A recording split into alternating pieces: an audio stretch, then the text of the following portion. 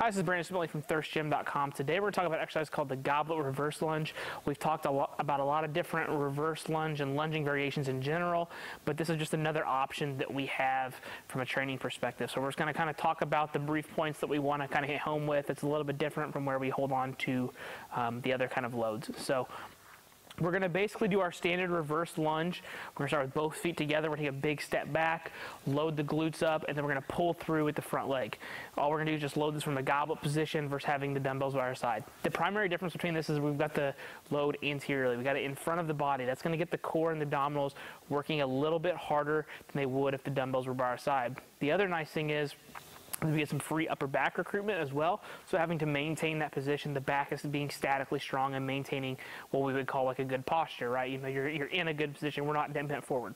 What we can find with a lot of people when they do a reverse lunge or any lunge in general and the weights are by their side, they let the weights kind of rock and they can kind of use that to either help propel them through the reps or it kind of throws their body position all over the place. We want to teach them to be strong, rigid, control their body motions, and be in good positions at all time if at all possible, especially when it comes to sport. So this is one exercise that I personally really like with many of our kids, especially our late middle school and high school kids. We can really load it up. We can get a lot of bang for our buck, but we also get that upper back and abdominal work that a lot of people don't necessarily think about when they're kind of programming their accessory work for some of their athletes or their clients. So we're just going to have our standard goblet position here, dumbbell held here. I personally like to have it, you know, right around chest level. We don't want it way out here, and we don't want it down here. Just crook your hands, and then all we're going to do is we're just going to hold our weight here. We're going to take our big step back and then pull through. Big step back, pull through. As we step back, we want to make sure that our knee can touch the ground. That's up to you and how you want to coach. It depends on what kind of surface you got too.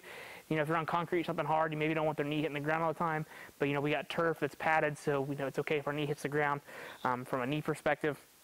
We also want to make sure that we're feeling our whole foot. Our knee doesn't travel past our toes. Okay, I'm okay with a little bit forward motion of the shin, but we want to make sure that it doesn't pass midfoot. Okay, so it doesn't have to be all the way back here.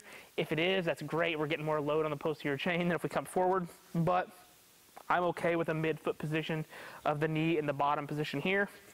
Then we want to really focus on using that back leg or the leg that's in front here, to pull us through the motion when we come up. So when we're programming these, 3 to 4 sets, 6 to 12 reps per leg, depending upon where you got it in your training program.